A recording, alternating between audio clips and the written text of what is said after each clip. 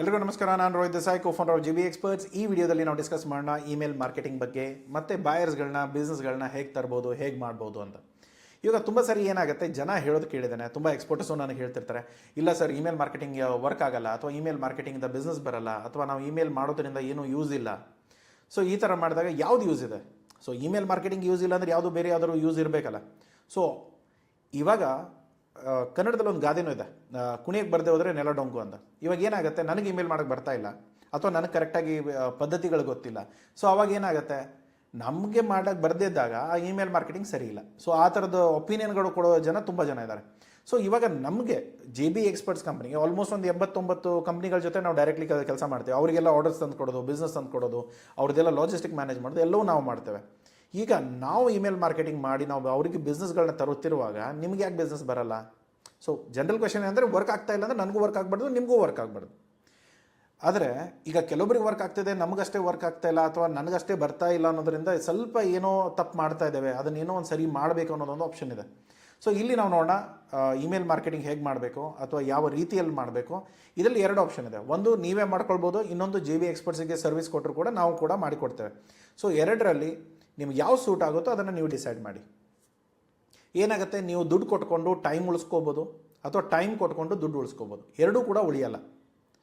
ಏನಾಗುತ್ತೆ, ಇವಾಗ ದುಡ್ಡು ಕೊಟ್ಟರೆ ಬೇರೆ ಯಾರಾದರೂ ನಿಮಗೆ ಕೆಲಸ ಮಾಡಿಕೊಟ್ಬಿಡ್ತಾರೆ, ಇಮಿಡಿಯೇಟ್ ಕೆಲಸ ಆಗಿಬಿಡುತ್ತೆ. ಇಲ್ಲ ನಾನೇ ಕೂತ್ಕೊಂಡು ಮಾಡ್ತೇನೆ ಅಂತಂದಾಗ ನೀವೇ ಕೂತ್ಕೊಂಡು ಮಾಡ್ಬೋದು, ಅದರ ಟೈಮ್ ಹೋಗ್ತಾ ಇರುತ್ತೆ, ನೀವು ನಿಮ್ಮ ದುಡ್ಡುಗಳನ್ನ ಉಳಿಸ್ಕೊಳ್ಬೋದು. ಸೊ ಇದರಲ್ಲಿ ಯಾವುದೇ ಆಪ್ಷನ್ ಆದರೂ ಕೂಡ ನೀವು ಡಿಸೈಡ್ ಮಾಡ್ಕೊಂಡು ಮಾಡಿ. ಇಲ್ಲಿ ಕರೆಕ್ಟ್ ಜನದ ಮುಂದೆ ಕರೆಕ್ಟ್ ಥರದ ಇಮೇಲ್ಗಳನ್ನ ಕಳಿಸಿದ್ರೆ ಅವರು ನಿಮಗೆ ನಿಮ್ಮ ಇಮೇಲಲ್ಲಿ ಏನಾದರೂ ವ್ಯಾಲ್ಯೂ ಇದ್ದರೆ ಅವರು ಆಬ್ವಿಯಸ್ಲಿ ರಿಪ್ಲೈ ಮಾಡ್ತಾರೆ. ಯಾಕಂದರೆ ನಾವು ಕಳಿಸೋ ಇಮೇಲ್ಗಳಿಗೆ ರೆಸ್ಪಾನ್ಸ್ ಬರ್ತಾ ಇದೆ, ನೀವು ಕಳಿಸೋ ಇಮೇಲ್ಗಳಿಗೆ ಯಾಕೆ ಬರ್ತಾ ಇಲ್ಲ ಅನ್ನೋದನ್ನು ಒಂದು ಸ್ವಲ್ಪ ನೋಡಬೇಕಾಗತ್ತೆ. ಅದು ಯಾವ ಥರದ ಇಮೇಲ್ ಇದೆ, ಏನಿದೆ ಅದೊಂದು.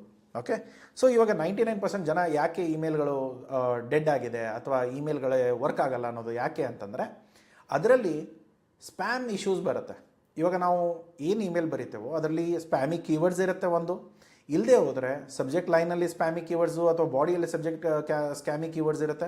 ಅದನ್ನು ಯೂಸ್ ಮಾಡೋದ್ರಿಂದ ಕೂಡ ನಿಮ್ಮ ಸ್ಪ್ಯಾಮ್ ಫೋಲ್ಡರ್ಗೆ ಹೋಗುತ್ತೆ. ಅದು ಅಲ್ಲದೆ ನಿಮ್ಮ ಇಮೇಲ್ ಕಳಿಸೋ ರೀತಿ, ಪರ್ಸ್ನಲೈಸ್ಡ್ ಇಮೇಲ್ಸ್ ಇರಲ್ಲ.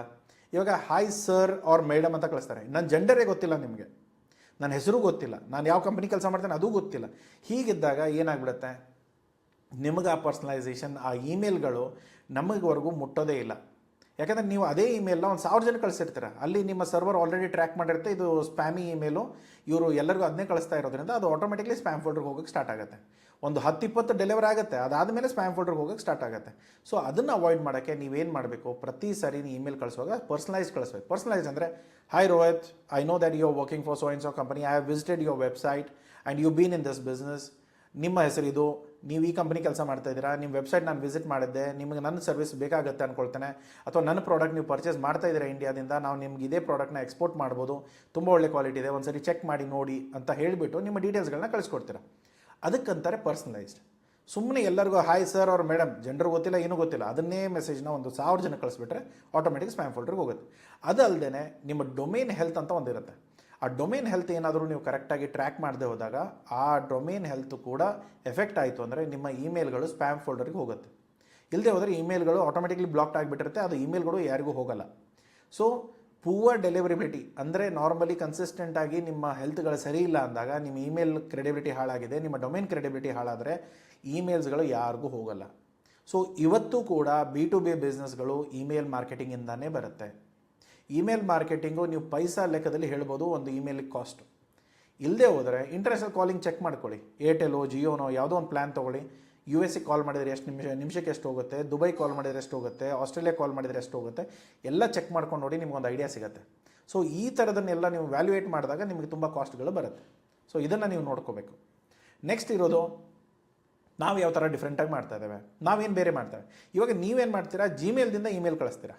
ಜಿಮೇಲಲ್ಲಿ ಬರೀ ಜನರಲ್ gmail.com rohit@gmail.com ಅಂತಿತ್ತು ಅಂದರೆ ಅಲ್ಲೇನಾಗುತ್ತೆ, ಆ gmail.com ಇರೋದು ಜನರಿಕ್ ಇಮೇಲ್. ಅದರಿಂದ ಅದು ಅಫಿಷಿಯಲಿ ಬಿಸ್ನೆಸ್ ಇಮೇಲ್ ಅಲ್ಲ, ಇನ್ನೂ ಜನರಿಕ್ ಇಮೇಲಲ್ಲೇ ನೀವು ಇನ್ನೂ ಇಮೇಲ್ ಕಳಿಸ್ತಾ ಇದ್ದರೆ ಅದಂತೂ ದೊಡ್ಡ ತಪ್ಪು. ಬಟ್ ಅದರಲ್ಲೂ ಕೂಡ 500 ಲಿಮಿಟ್ ಇರುತ್ತೆ. 500 ಲಿಮಿಟ್ ಇದೆ ಸರ್, ನಾನು 500 ಆರಾಮಾಗಿ ಕಳಿಸ್ಬೋದು ಫ್ರೀಯಾಗಿ, ಆಗಲ್ಲ. 500ಗಳನ್ನ ನೀವು ಪರ್ಸ್ನಲೈಸ್ಡ್ ಆಗಿ ಮ್ಯಾನ್ಯುವಲಿ ಕಳಿಸೋದಾದರೆ 500ನ ಕಳಿಸ್ಬೋದು. ನೀವು ಆಟೋಮೇಷನ್ ಯೂಸ್ ಮಾಡಿಕೊಂಡು ಅಥವಾ ಆಟೋಮೆಟಿಕ್ಕಾಗಿ ಶೆಡ್ಯೂಲ್ ಇಟ್ಬಿಟ್ರೆ ಅದು ವರ್ಕ್ ಆಗಲ್ಲ. ಸೊ ಅದರಲ್ಲೂ ಕೂಡ ನಾನು ಹೇಳೋದೇನೆಂದರೆ, ಇವತ್ತಿನ ಟೈಮಲ್ಲಿ ನೀವು ನಿಮ್ಮ ಕಂಪನಿ ಹೆಸರುಗಳ ಮೇಲೆ ಮಾತ್ರ ಇಮೇಲ್ ಐ ಡಿನ ತೊಗೊಳ್ಳಿ. ನೀವು ಏನು ಮಾಡ್ಬೋದು, ಪ್ರಾಕ್ಸಿ ಡೊಮೇನ್ಸ್ನ ಪರ್ಚೇಸ್ ಮಾಡ್ಬೋದು, ಅದರ ಮೇಲೆ ಇಮೇಲ್ ವಾರ್ನಿಂಗ್ಸ್ ಮಾಡೋದು. ದಿನಕ್ಕೆ ಒಂದು ಡೊಮೇನಿಂದ ನಾವೇನು ಇಮೇಲ್ ಐ ಡಿ ಕ್ರಿಯೇಟ್ ಮಾಡಿರ್ತೇವೋ ಅದರಲ್ಲಿ ಒಂದು 750 ಇಮೇಲ್ಸ್ ಪರ್ ಡೇ ನೀವು ಕಳಿಸ್ಬೋದು. ಅದರಲ್ಲೂ ಕೂಡ ಇಮೇಲ್ ಕಳಿಸೋ ಮುಂಚೆ ಆ ಇಮೇಲ್ ಐ ಡಿಗಳನ್ನ ವೆರಿಫೈ ಮಾಡಬೇಕು. ಸುಮ್ಮನೆ ಕಳಿಸೋ ಆಗಿಲ್ಲ. ಸುಮ್ಮನೆ ಕಳಿಸಿದ್ರೆ ಅಲ್ಲಿ ನಿಮ್ಮ ಲಾಸ್ ಆಗೋ ಚಾನ್ಸಸ್ ಇರುತ್ತೆ. ಅಲ್ಲಿ ನಿಮಗೆ ಪರ್ಫಾರ್ಮೆನ್ಸ್ ಟ್ರ್ಯಾಕಿಂಗ್ ಆಗಿರ್ಬೋದು, ನಿಮ್ಮ ಲೀಡ್ ಮಾನಿಟ್ರಿಂಗ್ ಏನಿದೆ, ಅಥವಾ ಇವಾಗ ನಾವು ಮೇಲ್ಗಳನ್ನ ನಿಮ್ಮ ಪರವಾಗಿ ನಾವು ಕಳಿಸ್ತಾ ಇರ್ತೇವೆ. ಅವಾಗ ನಾವೇನು ಮಾಡ್ತೇವೆ, ನಿಮಗೆ ಸಿ ಆಗ್ತೇವೆ. ಅದು ನಿಮಗೆ ಪ್ರತಿ ಹೋಗಿರೋ ಮೇಲ್ಗೂ ನಿಮಗೆ ಒಂದು ಕಾಪಿ ಬರುತ್ತೆ. ಅವಾಗ ಏನು ಗೊತ್ತಾಗುತ್ತೆ, ಇಮೇಲ್ಗಳು ಹೋಗ್ತಾ ಇದೆ, ಈ ಟೈಮ್ಗೆ ನನ್ನ ಇಮೇಲ್ಸ್ಗಳು ರೀಚ್ ಆಗ್ತಾ ಇದೆ, ಅದು ಗೊತ್ತಾಗುತ್ತೆ. ಅದರ ಜೊತೆಗೆ ಅವ್ರು ಏನಾದರೂ ರಿಪ್ಲೈ ಮಾಡಿದರೆ ಆ ಇಮೇಲ್ಗಳು ನಿಮ್ಮ ಇನ್ಬಾಕ್ಸಿಗೆ ಬರುತ್ತೆ. ನೀವು ಯಾವ ಇಮೇಲ್ ಐ ಡಿ ಹೇಳ್ತಿರೋ, ನಿಮ್ಮ ಸೇಲ್ಸ್ ಟೀಮ್ ಯಾವ ಇಮೇಲ್ ಐ ಡಿ ಹ್ಯಾಂಡಲ್ ಮಾಡ್ತಾ ಇದ್ರೆ ಆ ಇಮೇಲ್ ಐ ಡಿ ಹೇಳಿದರೆ ಸಾಕು, ಅದಕ್ಕೆ ನಾವು ಫಾರ್ವರ್ಡ್ ಮಾಡ್ತೇವೆ. ಸೊ ಅದರಲ್ಲೂ ಕೂಡ ಪ್ರಾಕ್ಸಿ ಇಮೇಲ್ಸ್ ಅಂದರೆ ಏನು, ಅಥವಾ ಪ್ರಾಕ್ಸಿ ಯೂಸ್ ಮಾಡೋ ಮೇನ್ ರೀಸನ್ ಏನು? ಯಾಕಂದರೆ ಇವತ್ತು ನಾನೇನಾದರೂ jbexperts.com ಯೂಸ್ ಮಾಡಿದ್ರೆ ನನ್ನ email I D already jbexperts.com ಅಲ್ಲೇ ಇದೆ. ಬಟ್ ಅದರಿಂದ ನಾನು ಈ ಮಾಸ್ ಇಮೇಲಿಂಗ್ ಮಾಡಲ್ಲ. ಬಟ್ ನಾನು ಮಾಸ್ ಇಮೇಲಿಂಗ್ ಮಾಡೋದು ಯಾವುದು, jbexperts.xyz, jbexperts.in, jbexperts.co.in. ಸೊ ಈ ಥರದ ಎಕ್ಸ್ಟೆನ್ಷನ್ನು, ಸ್ವಲ್ಪ ಕಡಿಮೆ ರೇಟ್ ಇರೋ ಡೊಮೇನ್ಗಳನ್ನ ನಾವು ಪರ್ಚೇಸ್ ಮಾಡ್ತೇವೆ. ಅದರಿಂದ ನಾವೇನು ಮಾಡ್ತೇವೆ, ಇಮೇಲ್ ಮಾರ್ಕೆಟಿಂಗ್ ಸ್ಟಾರ್ಟ್ ಮಾಡ್ತೇವೆ. ಯಾಕೆ, ನನ್ನ ಮೇನ್ ಡೊಮೇನ್ ಪೆಟ್ಟು ಬೀಳೋ ಆಗಿಲ್ಲ, ನನ್ನ ಬ್ರ್ಯಾಂಡಿಗೆ ಪೆಟ್ಟು ಬೀಳೋ ಆಗಿಲ್ಲ. ಯಾಕಂದರೆ ಒಂದ್ಸರಿ ಏನಾದರೂ ನಮ್ಮ ಡೊಮೇನ್ ಹಾಳಾಯಿತು ಅಂದರೆ ಗೂಗಲಲ್ಲಿ ರ್ಯಾಂಕು ಆಗಲ್ಲ, ಅದು ಸ್ಪ್ಯಾಮಿ ಅಥವಾ ಫಿಶಿ ಅಂತಂದು ಮಾರ್ಕ್ ಆಗಿಬಿಟ್ರೆ ಆ ರಿಸ್ಕಿ ವೆಬ್ಸೈಟ್ ಅಲರ್ಟ್ ಬರೋಕ್ಕೆ ಸ್ಟಾರ್ಟ್ ಆಗುತ್ತೆ. ನೀವು ಕ್ಲಿಕ್ ಮಾಡಿರೋ ವೆಬ್ಸೈಟ್ ರಿಸ್ಕ್ ಇದೆ, ಆ ವೆಬ್ಸೈಟ್ ಸರಿ ಇಲ್ಲ ಅನ್ನೋ ಒಂದು ಅಲರ್ಟ್ ಬರುತ್ತೆ. ಅವಾಗ ಬಂದಾಗ ಜನ ಅದನ್ನು ನಾರ್ಮಲಿ ಕ್ಲಿಕ್ಕು ಮಾಡಲ್ಲ, ಓಪನ್ನು ಮಾಡಲ್ಲ. ಆ ಥರದಿಂದ ನಮಗೆ ಬ್ರ್ಯಾಂಡ್ ಎಫೆಕ್ಟ್ ಆಗುತ್ತೆ. ಸೊ ಅದಕ್ಕೆ ನೀವೇನು ಮಾಡಬೇಕು, ನಿಮ್ಮ ಪೇರೆಂಟ್ ಡೊಮೇನ್ ಯಾವುದು, ನಿಮ್ಮ ಮಾಸ್ಟರ್ ಡೊಮೇನ್ ಇದೆಯೋ ಅದರ ಹೆಲ್ತ್ ಮೇಂಟೈನ್ ಮಾಡಿ. ಯಾವುದೇ ಥರದ ಮಾಸ್ ಇಮೇಲಿಂಗ್ ನಿಮ್ಮ ಪರ್ಸ್ನಲ್ ಐ ಡಿಯಿಂದ ಮಾಡಬೇಡಿ. ಅದಾದಮೇಲೆ ನಿಮ್ಮ ವೆಬ್ಸೈಟ್ ರೆಪ್ಯುಟೇಷನ್ ಇದೆ, ಅದನ್ನು ಪ್ರಾಪರಾಗಿ ಪ್ರೊಟೆಕ್ಟ್ ಮಾಡಿಕೊಟ್ರೆ ಸಾಕು. ಅದಕ್ಕೆ ನೀವೇನು ಇವಾಗ ಗೋಡ್ಯಾಡಿನೋ ಬೇರೆ ಯಾವುದೋ ಒಂದು ಡೊಮೇನಲ್ಲಿ ನೀವೇನು ಮಾಡ್ತೀರಾ, ನಿಮ್ಮ ಡೊಮೇನ್ ತೊಗೊಂಡಿರ್ತೀರಾ, ತೊಗೊಂಡಿಲ್ಲ ಅಂದರೆ ಅದನ್ನೂ ತೊಗೊಳ್ಳಿ. ಅದ್ರ ಜೊತೆಗೆ ಕೆಳಗಡೆ jbexperts.com ಹಾಕಿದರೆ this is already bean taken ಅಂತ ಹೇಳುತ್ತೆ. ಅದ್ರ ಕೆಳಗಡೆ ಬೇರೆ ಸಜೆಷನ್ ಕೊಡುತ್ತೆ. ಆ ಸಜೆಷನಲ್ಲಿ ಯಾವುದೋ ಒಂದು ಚೀಪಾಗಿರೋ ಪ್ರೈಸ್, ಕಡಿಮೆ ಇರೋ ರೇಟಲ್ಲಿ ಇರೋದು ಯಾವುದೋ ಒಂದು ಡೊಮೇನ್ ಸೆಲೆಕ್ಟ್ ಮಾಡಿದರೆ ಅವರೊಂದು ಬಂಡಲ್ಲೇ ಕೊಡ್ತಾರೆ. ಆ ಬಂಡಲ್ ಆ್ಯಡ್ ಮಾಡ್ಕೊಳ್ಳಿ, ಮೇಲೆ ಸೆಲೆಕ್ಟ್ ಮಾಡಿರೋದನ್ನು ತೆಗೆದುಹಾಕಿ. ಆ ಬಂಡಲ್ ಏನಿದೆ ಬರೀ ಡೊಮೇನ್ಸ್ ಮಾತ್ರ 1 ವರ್ಷದ ಮೇಲ್ಗಡೆ ತೊಗೊಳಕ್ಕೆ ಹೋಗಬೇಡಿ. 1 ವರ್ಷದ ಮೇಲೆ ತೊಗೊಂಡ್ರೆ ಏನಾಗುತ್ತೆ, ಈಗ ಡೊಮೇನು ನಾವು ಇಷ್ಟೆಲ್ಲ ಇಮೇಲ್ ಕಳಿಸ್ತೇವಲ್ಲ, ಆ ಡೊಮೇನ್ ಹೆಲ್ತ್ ಹಾಳಾದರೆ ನೀವೇನು ಮಾಡ್ತೀರಾ? ಈಗ 2 ವರ್ಷ 5 ವರ್ಷ ತೊಗೊಳ್ಳೋವಂಥ ಡೊಮೇನ್ಗಳಲ್ಲ. ಯಾಕಂದರೆ xyz.co.in ಅವು ಯಾವುದೋ ದೊಡ್ಡ ಡೊಮೇನ್ಗಳಲ್ಲ. ಬಟ್ ಇಮೇಲ್ ಮಾಡೋಕ್ಕೆ ನಡೆದು ಹೋಗುತ್ತೆ. ಸೊ ಇಮೇಲ್ ಮಾಡೋಕ್ಕೆ ಸಾಕು. 1 ವರ್ಷಕ್ಕೆ ನಾವು ಆ್ಯಕ್ಸೆಸ್ ತೊಗೊಂಡ್ರೆ ಬೇರೆ ಎಲ್ಲ ನಡೆದೋಗುತ್ತೆ, ಏನು ಯಾವುದೇ ಥರ ತೊಂದರೆಗಳಾಗಲ್ಲ. ಇದನ್ನು ನೀವು ಪ್ಲ್ಯಾನ್ ಮಾಡ್ಕೊಳ್ಳಿ. ಸೊ ಇದರಲ್ಲೂ ಕೂಡ ಸ್ಮಾರ್ಟ್ ಇಮೇಲಿಂಗ್ ಹೇಗೆ ಅಂತಂದರೆ, ನಾವೇನು ಮಾಡ್ತೇವೆ, ಒಂದು ಡೊಮೇನ್ ಮೇಲೆ ಫಾರ್ ಎಕ್ಸಾಂಪಲ್ jbexperts.xyz.com ಅಲ್ಲಿ ನಾವೇನು ಮಾಡ್ತೇವೆ, 15 ಇಮೇಲ್ ಕ್ರಿಯೇಟ್ ಮಾಡ್ತೇವೆ. ದಿನಕ್ಕೆ ಒಂದು 50 ಇಮೇಲ್ನ ಆ ಒಂದು ಐ ಡಿಯಿಂದ ಕಳಿಸ್ತೇವೆ. 15 ಇಮೇಲ್ ಕ್ರಿಯೇಟ್ ಮಾಡಿದ್ವಿ, ಒಂದು ಇಮೇಲ್ ಐ ಡಿಯಿಂದ 50 ಕಳಿಸ್ತೇವೆ. ಅಂದರೆ ದಿನಕ್ಕೆ ಒಂದು ಡೊಮೇನಿಂದ 750 ಇಮೇಲ್ಗಳನ್ನ ನಾವು ಕಳಿಸ್ತೇವೆ. ಅದರಲ್ಲೂ ಕೂಡ ಇಮೇಲ್ ವಾರ್ಮಿಂಗ್ ಮಾಡ್ತೇವೆ. ಏನಾಗುತ್ತೆ, ಒಂದಿನ ಹೋಗ್ಬಿಟ್ಟು ಒಂದು ಇಮೇಲ್ ಕಳಿಸ್ತೇವೆ, 2ನೇ ದಿನ 2 ಹೋಗುತ್ತೆ, 3ನೇ ದಿನ 3 ಹೋಗುತ್ತೆ. ಈ ಥರ ನಾವು ಗ್ರ್ಯಾಜುವಲಿ ಅದನ್ನು ಹೆಚ್ಚಿಗೆ ಮಾಡ್ತಾ ಹೋಗ್ತೇವೆ. ಇಲ್ಲಾಂದರೆ ಏನಾಗ್ಬಿಡುತ್ತೆ, ಸಡನ್ಲಿ ಇಮೇಲ್ ಇವತ್ತು ಕ್ರಿಯೇಟ್ ಆಯಿತು, ಇವತ್ತೇ ನಾನು 500 ಕಳಿಸ್ಬಿಟ್ರೆ ಗೂಗಲ್ ಟ್ರಿಗರ್ ಮಾಡುತ್ತೆ, ಏನೋ ಹೊಸ ಇಮೇಲು ಗೊತ್ತಿಲ್ಲ, ರಿಸ್ಟ್ರಿಕ್ಷನಲ್ಲಿ ಹಾಕಿಬಿಟ್ರೆ ನನ್ನ ಇಮೇಲ್ಗಳು ಹೋಗಲ್ಲ. ಅದಕ್ಕೆ ನಾವೇನು ಮಾಡ್ತೇವೆ, ಸ್ಲೋ ಆಗಿ ದಿನಕ್ಕೆ 5, 10 ಸ್ಲೋ ಆಗಿ ಅದು ವಾರ್ಮಿಂಗ್ ಮಾಡ್ತೇವೆ. ಅದು ವಾರ್ಮಿಂಗ್ ಮಾಡಿದಾಗ ಏನಾಗುತ್ತೆ, ಒಂದು 15ರಿಂದ 20 ದಿನ ತೊಗೊಳುತ್ತೆ. ಬಟ್ ಆದರೆ ಒಂದು ಸರಿ ವಾರ್ಮಿಂಗ್ ಆಯಿತು ಅಂದರೆ ನನ್ನ ಇಮೇಲ್ ಐ ಡಿ ಬ್ಲಾಕ್ ಆಗೋ ಚಾನ್ಸಸ್ಸು ಮತ್ತು ನನ್ನ ಇಮೇಲ್ಗಳು ಡೆಲಿವರಿ ಆಗೋ ಚಾನ್ಸಸ್ ಹೆಚ್ಚಿಗೆ ಆಗುತ್ತೆ.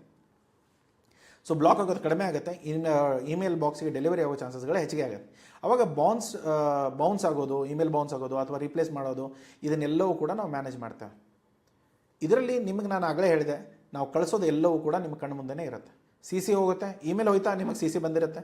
ಅದರ ಜೊತೆಗೆ ಯಾರಾದರೂ ರಿಪ್ಲೈ ಮಾಡಿದರೆ ನಿಮಗೆ ವಾಪಸ್ ಕೂಡ ನಿಮಗೆ ರೆಸ್ಪಾಂಡ್ ನಿಮ್ಮ ಇಮೇಲ್ ಐ ಡಿಗೆ ಇನ್ಬಾಕ್ಸಿಗೆ ಬರುತ್ತೆ.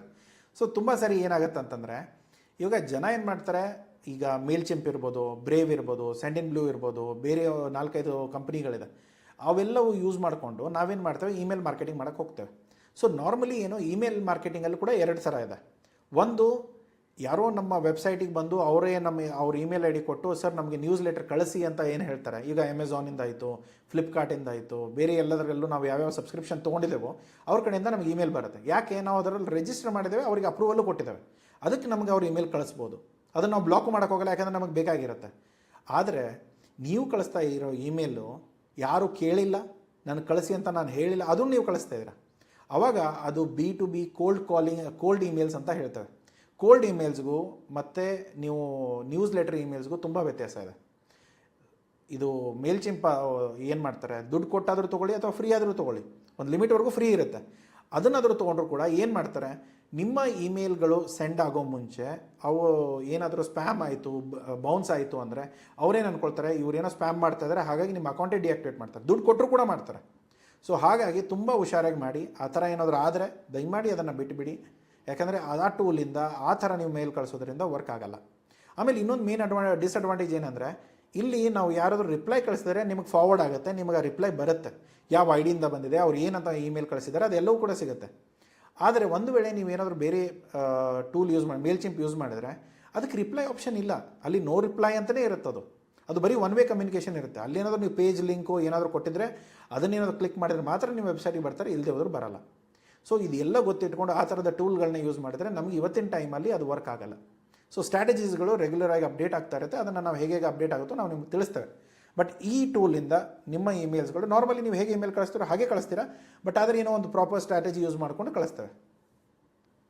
ಇಲ್ಲಿ ನಾವು ಟಾರ್ಗೆಟ್ ಮಾಡೋ ರೀತಿ ಹೇಗೆ, ಇವಾಗ ನಾವೇನು ಮಾಡ್ತೇವೆ, ನಿಮ್ಮ ಹತ್ರ ಯಾರಿಗೂ ದುಡ್ಡು ಕೊಟ್ಕೊಂಡು ನೀವು ಒಂದು ಬಾಯರ್ ಲಿಸ್ಟ್ಗಳನ್ನ ತೊಗೊಂಡು ಅದ್ರ ಜೊತೆ ಇಮೇಲು, ಫೋನ್ ನಂಬರ್ ಎಲ್ಲ ಇದೆ ಅಂದರೆ ಆ ಇಮೇಲ್ ಲಿಸ್ಟ್ ಕೊಡಿ, ಅದಕ್ಕೆ ಕಳಿಸ್ತೇವೆ.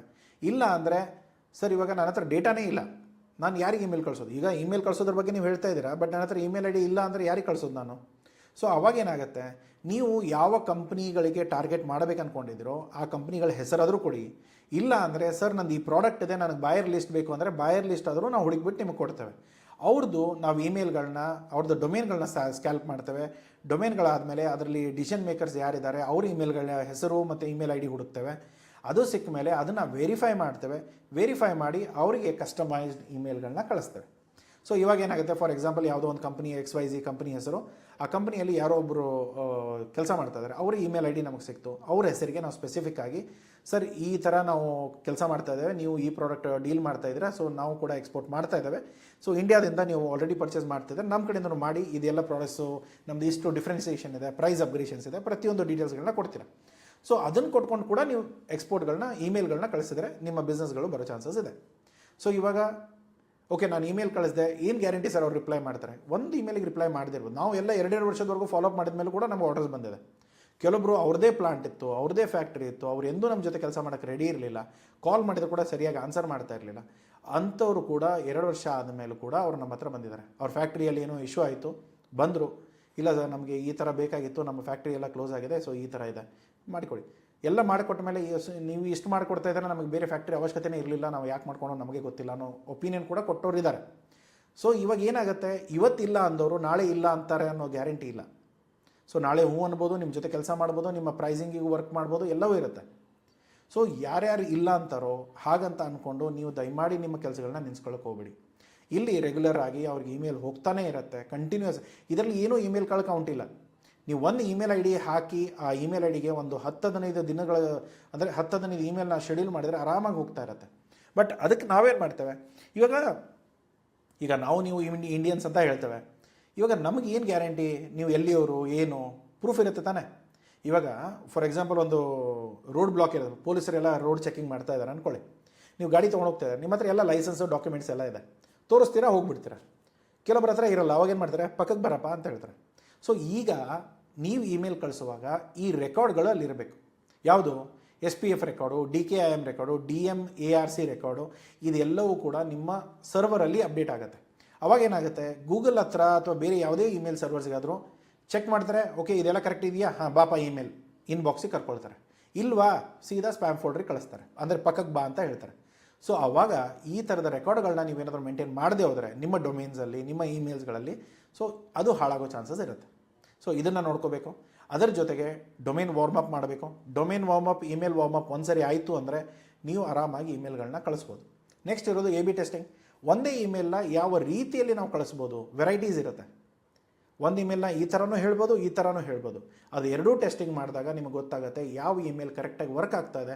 ಅದನ್ನು ಮತ್ತೆ ಡೂಪ್ಲಿಕೇಟ್ ಮಾಡಿಕೊಂಡು ಅದನ್ನು ಮತ್ತೆ ತಿರ್ಗಾ ಕಳ್ಸೋಕ್ಕೆ ಸ್ಟಾರ್ಟ್ ಮಾಡ್ಬೋದು. ಮತ್ತೆ ತಿರ್ಗಾ ಕಳಿಸುವಾಗಲೂ ಕೂಡ ಪರ್ಸ್ನಲೈಸ್ ಮಾಡೇ ಮಾಡ್ತೇವೆ. ಎಲ್ಲರಿಗೂ ಫಸ್ಟ್ ಹೆಸರಲ್ಲಿ, ಫಸ್ಟ್ ನೇಮಲ್ಲಿ ಹಾಯ್ ರೋಹಿತ್ ಹೇಗಿದ್ದೀರಾ ಇದರಿಂದನೇ ಸ್ಟಾರ್ಟ್ ಮಾಡೋದು. ಹಾಯ್ ಸರ್ ಸ್ಲ್ಯಾಶ್ ಮೇಡಮ್ ಅಂತ ನಾವು ಎಂದೂ ಕಳಿಸಲ್ಲ. ಆ ಥರ ಕಳಿಸಿದರೆ ನೀವು ಯಾವ ಇಮೇಲ್ಗಳು ಹೋಗೋದು ಇಲ್ಲ. ಓಕೆ, ಸೊ ನಿಮ್ಮ ಡೊಮೇನ್ ಹೆಲ್ತು ಮತ್ತು ಇಮೇಲ್ ಹೆಲ್ತ್ನ ಮ್ಯಾನೇಜ್ ಮಾಡ್ತೇವೆ. ಮತ್ತು ನಿಮ್ಮ ರಿಪ್ಲೈ ಮ್ಯಾನೇಜ್ಮೆಂಟ್ಸ್ ಏನಿದೆ, ನಿಮ್ಮ ರಿಪ್ಲೈ ಯಾರಾದರೂ ಕೊಟ್ಟರೆ ಅದು ನಿಮ್ಮ ಇಮೇಲ್ ಐ ಡಿಗೆ ಬರೋ ಥರ ನಾವು ಫೆಸಿಲಿಟೇಟ್ ಮಾಡಿಕೊಡ್ತೇವೆ. ಸರ್ ಇದೆಲ್ಲ ನಾವು ಮಾಡಿಕೊಡ್ತೇವೆ ಹೇಳ್ತಾ ಇದ್ದೀರಾ, ನಮ್ಮ ಹತ್ರ ದುಡ್ಡಿಲ್ಲ, ಇವಾಗ ನಮ್ಮ ಕತೆ ಹೇಗೆ? ನೀವೇ ಕೂಡ ಮಾಡ್ಕೊಳ್ಬೋದು. ಹೇಗೆ ಮಾಡ್ಬೋದು? ನೀವೇನು ಮಾಡ್ತೀರಾ, ಒಂದು ಡೊಮೇನ್ ಅಂತೂ ತೊಗೊಳ್ಳೇಬೇಕು. ಯಾಕಂದರೆ ನಿಮ್ಮ ಪ್ರೈಮರಿ ಡೊಮೇನಿಂದ ಮಾಡೋಕ್ಕಾಗಲ್ಲ, ನೀವು ಡೊಮೇನ್ಗಳನ್ನ ತೊಗೊಳ್ಬೇಕು. ಅವಾಗೇನು, ನೀವು ಇಮೇಲ್ ಐ ಡಿಗಳನ್ನ ಕ್ರಿಯೇಟ್ ಮಾಡ್ಕೊತೀರಾ. ಎಲ್ಲಿ? ಗೂಗಲ್ ವರ್ಕ್ ಸ್ಪೇಸಲ್ಲಿ ಮಾಡ್ಕೊಳ್ತೀರಾ. ಗೂಗಲ್ ಕೂಡ ಸ್ವಲ್ಪ ದುಡ್ಡು ತೊಗೊಳುತ್ತೆ, ಒಂದು 200 ರೂಪಾಯಿ ಏನೋ ಒಂದು ಇಮೇಲ್ಗೆ ಇದೆ, ಅದನ್ನು ತೊಗೊಳ್ತೀರಾ. ಅದಾದಮೇಲೆ Gmass ಅಂತ ಹೇಳಿ ಒಂದು ಎಕ್ಸ್ಟೆನ್ಷನ್ ಬರುತ್ತೆ. ಆ ಎಕ್ಸ್ಟೆನ್ಷನ್ನ ಇನ್ಸ್ಟಾಲ್ ಮಾಡ್ಕೊಳ್ತೀರಾ. ಅವಾಗೇನಾಗುತ್ತೆ, ನೀವು ಒಂದೇ ಇಮೇಲ್ನ ಪರ್ಸ್ನಲೈಸ್ ಮಾಡಿಕೊಂಡು, ಪರ್ಸ್ನಲೈಸ್ಡ್ ಇಮೇಲ್ಗಳನ್ನೇ ನೀವು Gmassಲ್ಲೂ ಕೂಡ ಪರ್ಸ್ನಲೈಸ್ ಮಾಡಿ ಅವ್ರಿಗೆಲ್ಲರಿಗೂ ಕೂಡ ಮಾಸಾಗಿ ಕಳಿಸ್ಬೋದು. ಆದರೆ ಏನು ಅಂದರೆ ಅವೆಲ್ಲವೂ ಕೂಡ ಇನ್ಸ್ಟೆಂಟ್ ಹೋಗ್ಬಿಡುತ್ತೆ. ಅವಾಗೇನಾಗುತ್ತೆ, ಕೆಲವೊಂದು ಸರಿ ಟ್ರಿಗರ್ ಆಗಿ ಬ್ಲಾಕ್ ಆಗೋ ಚಾನ್ಸಸ್ ಇರುತ್ತೆ. ಸ್ವಲ್ಪ ಕಡಿಮೆ ಇಮೇಲ್ಗಳನ್ನ ಕಳ್ಸೋಕ್ಕೆ ಸ್ಟಾರ್ಟ್ ಮಾಡಿ. ಇನಿಷಿಯಲಿ ಅಂತೂ ವಾರ್ಮಪ್ ಆಗೋವರೆಗೂ ಇಮೇಲ್ ಐ ಡಿ ಕ್ರಿಯೇಟ್ ಆಯಿತು, 15-20 ದಿನ 2 ಇಮೇಲು ಹೀಗೆ ಹೋಗಬೇಕು, 2 ಇಮೇಲಿಗೆ ಉತ್ತರ ಬರಬೇಕು. ಆ ಥರ ನೀವು ಇಮೇಲ್ಗಳನ್ನ ನಿಮ್ಮದ್ರಲ್ಲೇ ಸರ್ಕ್ಯುಲೇಟ್ ಮಾಡ್ಕೊಳ್ತಾ ಇರಿ. ಅವಾಗ ಮಾತ್ರ ಇಮೇಲ್ ವಾರ್ಮ್ ಆಗುತ್ತೆ. 20 ದಿನದ ಲೈಫ್ ಸ್ಪ್ಯಾನ್ ಅದಕ್ಕಿರುತ್ತೆ. ಅದಾದಮೇಲೆ ಎಷ್ಟು ಇಮೇಲ್ಗಳು ಬರ್ತಾ ಇದೆ ಹೋಗ್ತಾ ಇದೆ, ಒಂದು ಸರಿ ಅದರ ಟ್ರಸ್ಟ್ ಫ್ಯಾಕ್ಟರ್ ಬಂತು ಅಂದರೆ 20 ದಿನದಲ್ಲಿ ಅದು ಆಗುತ್ತೆ. ಸೊ ನಾರ್ಮಲಿ ನಾವು ಕೂಡ ಅದನ್ನೇ ಮಾಡ್ತಾ ಇರೋದು. ಸೊ ಹಾಗಾಗುತ್ತೆ. 20 ದಿನ ಆಯಿತು ಅಂದಮೇಲೆ ದೆನ್ ಅದಕ್ಕೆ ಕಳ್ಸೋಕ್ಕೆ ಸ್ಟಾರ್ಟ್ ಮಾಡಿ. ಯಾವುದೇ ಥರದ ತೊಂದರೆಗಳಾಗಲ್ಲ. ಅದರಲ್ಲೂ ಕೂಡ ಪರ್ಸ್ನಲೈಸ್ ಮಾಡೋದು, ಅದರಲ್ಲೂ ಕೂಡ ನೀವು ಮ್ಯಾನ್ಯುವಲಿ ಸೆಂಡ್ ಮಾಡಿದರೆ ನಿಮ್ಮ ಇಮೇಲ್ ಐ ಡಿ ಬ್ಲಾಕ್ ಆಗಲ್ಲ. ಒಂದು ವೇಳೆ ನೀವು Gmass ತೊಗೊಳ್ತೀರಾ, ಇದು ಗೂಗಲ್ ವರ್ಕ್ ಸ್ಪೇಸ್ ತೊಗೊಳ್ತೀರಾ, ಗೂಗಲ್ ವರ್ಕ್ ಸ್ಪೇಸಲ್ಲಿ ನೀವು 2000 ಇಮೇಲ್ಗಳನ್ನ ಕಳಿಸ್ಬೋದು. ಬಟ್ 2000 ಇಮೇಲ್ಗಳು ಮ್ಯಾನ್ಯುವಲಿ ಹೋಗಬೇಕು, ಆಟೋಮೇಷನ್ ಅಲ್ಲ. ನಾವು ಹೇಗೆ ಕಳಿಸ್ತೇವೆ ಆ ಥರ ನೀವು ಕಳಿಸೋ ಹಾಗಿಲ್ಲ. ನಮ್ಮದೆಲ್ಲ ಏನಾಗುತ್ತೆ, ಟೈಮ್ಗಳಿರುತ್ತೆ, ಆಟೋಮೆಟಿಕ್ಕಾಗಿಯೇ ಹೋಗುತ್ತೆ. ಬಟ್ ಆದರೆ ಏನು, ಒಂದಾದ ಒಂದು ಸುಮ್ಮನೆ ತಾನೇ ಹೋಗ್ತಾ ಇರುತ್ತೆ ಆರಾಮಾಗಿ, ಯಾರು ಕೂತ್ಕೊಂಡು ಮಾಡಲ್ಲ. ನಿಮ್ಮದಾದರೆ ಏನಾಗುತ್ತೆ, ಫ್ರೀ ಅಲ್ಲ. ಸೊ ಆವಾಗ ನೀವು ಕೂತ್ಕೊಂಡೇ ಮಾಡಬೇಕಾಗುತ್ತೆ. ಸೊ ಸ್ವಲ್ಪ ಶೆಡ್ಯೂಲ್ ಇಡಿ. ಒಂದು 10 ಇಮೇಲ್ನ ಇವಾಗ ಕಳಿಸಿದೆ, ಇನ್ನೊಂದು 10 ಇಮೇಲ್ ಮಧ್ಯಾಹ್ನ ಕಳಿಸಿದೆ, ಇನ್ನೊಂದು 10 ಇಮೇಲ್ ನಾನು ಸಾಯಂಕಾಲ ಕಳಿಸಿದೆ, ಈ ಥರ ಮಾಡ್ಬೋದು. ಅದನ್ನು ನೀವು ಎಷ್ಟೆಷ್ಟು ಇಮೇಲ್ ಐ ಡಿ ಕ್ರಿಯೇಟ್ ಮಾಡ್ಕೊಳ್ತೀರೋ ಅಷ್ಟು ನೀವು ಗೂಗಲ್ಗೂ ದುಡ್ಡು ಕೊಡಬೇಕು, ಪ್ಲಸ್ ನೀವು ಟೈಮ್ ಕೂಡ ಹಾಕಬೇಕು. ಸೊ ಕಡಿಮೆ ದುಡ್ಡಲ್ಲಾಗುತ್ತೆ, ನಮ್ಮಷ್ಟು ಖರ್ಚುಗಳಾಗಲ್ಲ, ಬಟ್ ಆದರೆ ಕಡಿಮೆ ದುಡ್ಡಲ್ಲಾಗುತ್ತೆ. ಓಕೆ, ಸೊ ಇದರ ನೆಕ್ಸ್ಟ್ ಏನಿದೆ, ಸೊ ಇವಾಗ ಸರಿ ಸರ್ ಎಷ್ಟು ದುಡ್ಡು ಖರ್ಚಾಗತ್ತೆ? ನೀವು ಒಂದು ಸರಿ ನಮ್ಮ ಜೊತೆ ಸೇರಿದಾಗ 1 ಟೈಮ್ ಸೆಟಪ್ ಫೀ ಇರುತ್ತೆ. ಅಲ್ಲಿ ನಿಮ್ಮ ಇಮೇಲ್ ಐ ಡಿ ಕ್ರಿಯೇಟ್ ಮಾಡ್ತೇವೆ, ಲಿಂಕ್ ಮಾಡಿ. ಡೊಮೇನ್ ಅಂತೂ ನೀವೇ ಕೊಡ್ತೀರಾ, ಡೊಮೇನ್ ನೀವೇ ಪರ್ಚೇಸ್ ಮಾಡಬೇಕು, ಅಥವಾ ನಾವು ಪರ್ಚೇಸ್ ಮಾಡಿ ಅಂದರೆ ನಾವು ಮಾಡ್ತೇವೆ. ಅದ್ರ ದುಡ್ಡು ಎಕ್ಸ್ಟ್ರಾ ಆಗುತ್ತೆ, ಅದನ್ನು ನೀವು ಕೊಡಬೇಕು. ಅದ್ರ ಜೊತೆಗೆ 1 ಟೈಮ್ ಸೆಟಪ್ ಫೀ ಏನಿದೆ ಅದು 10,000 ಇರುತ್ತೆ. ಅದು 1 ಟೈಮ್ ಮಾತ್ರ. ನೀವು ಒಂದು ಸರಿ ನಮ್ಮ ಜೊತೆಗೆ ಸೇರಿದಾಗ ಅದು 10,000 ಕಾಸ್ಟ್ ಆಗುತ್ತೆ. ಯಾಕಂದರೆ ನಮ್ಮ ಸರ್ವರಿಗೆ ಅದನ್ನು ಕನೆಕ್ಟ್ ಮಾಡೋದು ಸ್ವಲ್ಪ ಟೀಮ್ ಮ್ಯಾನ್ಯುವಲ್ ಕೆಲಸಗಳು ತುಂಬ ಇದೆ. ಸೊ ಹಾಗಾಗಿ ಅದೊಂದು ಕೆಲಸ ಆಗುತ್ತೆ. ಅದಾಗಿ 20 ದಿನ ವಾರ್ಮಿಂಗ್ ಮಾಡ್ತೇವೆ. ಅದಾದಮೇಲೆ ನಿಮ್ಮ ಕೆಲಸ ಸ್ಟಾರ್ಟ್ ಆಗುತ್ತೆ. ಆದರೆ ತಿಂಗಳದ ಫೀಸು ನಾವು ಚಾರ್ಜ್ ಮಾಡ್ತಾ ಇರೋದು 15,999. ಡಿಸ್ಕೌಂಟ್ ಏನಾದರೂ ಇದ್ದರೆ ಆಫೀಸ್ ನಂಬರಿಗೆ ಕಾಲ್ ಮಾಡಿ ಚೆಕ್ ಮಾಡ್ಕೊಳ್ಳಿ. ಸೊ ಆಫರ್ಸ್ ಯಾವಾಗಲೂ ಕೂಡ ಇರಲ್ಲ, ಯಾವಾಗಿರುತ್ತೆ ಅವಾಗ ತೊಗೊಳಕ್ಕೆ ಸ್ಟಾರ್ಟ್ ಮಾಡಿ. ಓಕೆ, ಇದರಲ್ಲೂ ಕೂಡ ಡೊಮೇನ್ಸ್ಗಳನ್ನ ನೀವು ಪ್ರೊವೈಡ್ ಮಾಡ್ತೀರಾ. ಇದರಲ್ಲಿ ಇನ್ನೂ 2 ಖರ್ಚುಗಳು ಏನಂದರೆ, ಒಂದು ಡೇಟಾ. ಆ ಡೇಟಾ ಖರ್ಚು ಎಕ್ಸ್ಟ್ರಾ ಇರುತ್ತೆ, ಅದು ಕೂಡ ನೀವು ಚೆಕ್ ಮಾಡ್ಕೊಳ್ಳಿ. ಯಾವ ಥರದ ಡೇಟಾ, ಯಾವ ಪ್ರಾಡಕ್ಟ್ ಇದೆ, ಯಾವ ಮಾರ್ಕೆಟ್ದು ನಿಮ್ಗೆ ಡೇಟಾಗಳು ಬೇಕು ಅದನ್ನು ಹೇಳಿದರೆ ಅದು ಒಂದು ಆಗುತ್ತೆ. ಅದರ ನೆಕ್ಸ್ಟ್ ಇರೋದು ಏನೋ ನಿಮ್ಮ ಡೊಮೇನ್ ಕಾಸ್ಟ್ಗಳು. ಅದಾದಮೇಲೆ 1 ಟೈಮ್ ಸೆಟಪ್ ಅಂತೂ ಒಂದೇ ಸರಿ ಇರುತ್ತೆ. ಒಂದು ಸರಿ ಸೈನ್ ಇನ್ ಆದರೆ ನೀವು ರಿನ್ಯೂವಲ್ ಮಾಡ್ತಾ ಇದ್ದರೆ ಏನು ತೊಂದರೆಗಳಿಲ್ಲ. ಬ್ರೇಕ್ ಆದರೆ ಮತ್ತೆ ನೀವು ಯಾವಾಗ ರೀಸ್ಟಾರ್ಟ್ ಮಾಡ್ತೀರಾ ಅವಾಗ ಮಾತ್ರ ನೀವು ಮತ್ತೆ 10,000 ಕೊಡಬೇಕಾಗತ್ತೆ. ಇಲ್ಲದೆ ಹೋದರೆ ಕಂಟಿನ್ಯೂ ಇತ್ತು ಅಂದರೆ ಏನು ತೊಂದರೆಗಳಿಲ್ಲ. ಎಷ್ಟೇ ಇಮೇಲ್ ಇರಲಿ, ಎಷ್ಟೇ ಡೊಮೇನ್ ಇರಲಿ, ಏನು ತಲೆಗೆಡ್ಸ್ಕೊಳ್ಕೋಬೇಡಿ. ಎಷ್ಟೇ ಇಮೇಲ್ ಬೇಕಾದರೂ ನಾವು ಕಳಿಸ್ತೇವೆ. ಬಟ್ ಆದರೆ ಏನು ಫಾರ್ಮುಲಾ ಏನಂದರೆ 15 ಐ ಡಿಯಿಂದ ಒಂದು ಡೊಮೇನಲ್ಲಿ 15 ಐ ಡಿ ಕ್ರಿಯೇಟ್ ಆಗುತ್ತೆ. 15 ಐ ಡಿಯಿಂದ ಪ್ರತಿ ಐ ಡಿಯಿಂದ 50 ಮೇಲ್ ಹೋಗುತ್ತೆ. ಅದನ್ನು ಕ್ಯಾಲ್ಕುಲೇಟ್ ಮಾಡಿಕೊಂಡು ನಿಮ್ಮ ಸರ್ವರ್ ಇಟ್ಕೊಂಡ್ರೆ ನಿಮಗೆ ಒಳ್ಳೆಯದು. ಇಲ್ಲಾಂದರೆ ಇಮೇಲ್ಗಳು ಬೌನ್ಸ್ ಹೊಡೆಯೋಕ್ಕೆ ಸ್ಟಾರ್ಟ್ ಆಗುತ್ತೆ, ಸರ್ವರ್ ಹಾಳಾಗುತ್ತೆ. ಸೊ ಅದರಿಂದ ಯೂಸ್ ಇಲ್ಲ. ಓಕೆ, ಸೊ ಇದರ ಬಗ್ಗೆ ಡೌಟ್ಸ್ ಇದೆ, ಕ್ಲಾರಿಫೈ ಮಾಡ್ಕೋಬೇಕು. ಸರ್ ಈ ಸರ್ವಿಸ್ ತೊಗೊಳ್ಬೇಕು, ನನ್ನ ಇಮೇಲ್ಸ್ಗಳು ಸ್ಟಾರ್ಟ್ ಮಾಡಬೇಕು. ಇವಾಗ ನೋಡಿ 2-3 ವಿಷಯ ನೀವು ಮಾಡ್ಬೋದು. ಒಂದು, ನೀವಾಗೆ ಕಳ್ಸೋಕ್ಕೆ ಸ್ಟಾರ್ಟ್ ಮಾಡೋದು, ಸ್ವಲ್ಪ ಕಡಿಮೆ ರೇಟಲ್ಲಾಗುತ್ತೆ, ಮಾಡಿ. ಇಲ್ಲ ಸರ್ ಫುಲ್ಲಿ ಆಟೋಮೇಟೆಡ್ ಮಾಡೋಣ, ನಿಮ್ಮ ಕಡೆಯಿಂದ ಮಾಡಿಸ್ಬಿಡ್ತೇನೆ, ನನಗೂ ಟೈಮ್ ಉಳಿಯುತ್ತೆ, ಬಂದಿರೋ ಲೀಡ್ಗಳನ್ನ ಎಂಟರ್ಟೈನ್ ಮಾಡಿದರೆ ಸಾಕು, ಅವ್ರು ಬಂದಿರೋ ಆರ್ಡರ್ಗಳನ್ನ ಕನ್ವರ್ಟ್ ಮಾಡ್ಕೊಂಡು ನಾನು ಬಿಸ್ನೆಸ್ ಸ್ಟಾರ್ಟ್ ಮಾಡ್ತೇನೆ, ಅದು ಒಳ್ಳೆಯದು. ಇಲ್ಲ ಇನ್ನೊಂದು ಏನಂದರೆ, ಸರ್ ಏನು ಬೇಕಾಗಿಲ್ಲ, ಸುಮ್ಮನೆ ಇದ್ಬಿಡೋಣ, ಯಾಕೆ ಸುಮ್ಮನೆ ಇದೆಲ್ಲ, ಅದು ಕೂಡ ಮಾಡ್ಬೋದು. ಸೊ 99% ಜನ ಅದನ್ನೇ ಮಾಡ್ತಾರೆ. ನೀವು ಯಾವ್ದು ಮಾಡ್ಬೇಕು ಅನ್ಕೊಂಡಿದ್ದಾರೆ ಡಿಸೈಡ್ ಮಾಡ್ಕೊಳ್ಳಿ. ಬಿಸ್ನೆಸ್ಸಲ್ಲಿ ಸ್ಟಾರ್ಟ್ ಮಾಡಿ, ಎಕ್ಸ್ಪೋರ್ಟ್ ಇಂಪೋರ್ಟ್ ಮಾಡೋಕ್ಕೆ ಸ್ಟಾರ್ಟ್ ಮಾಡಿ. ಬೇರೆ ಏನೇ ಸಮಸ್ಯೆಗಳಿದ್ದರೆ ದಯಮಾಡಿ ಕಮೆಂಟ್ ಬಾಕ್ಸಲ್ಲಿ ಕೇಳಿ. ಈ ವಿಡಿಯೋ ಇಷ್ಟ ಆಗಿದ್ದರೆ ಲೈಕ್ ಮಾಡಿ, ಸಬ್ಸ್ಕ್ರೈಬ್ ಮಾಡಿ. ಸಿಗೋಣ ಮುಂದಿನ ವಿಡಿಯೋದಲ್ಲಿ. Thank you so much. Take care, bye.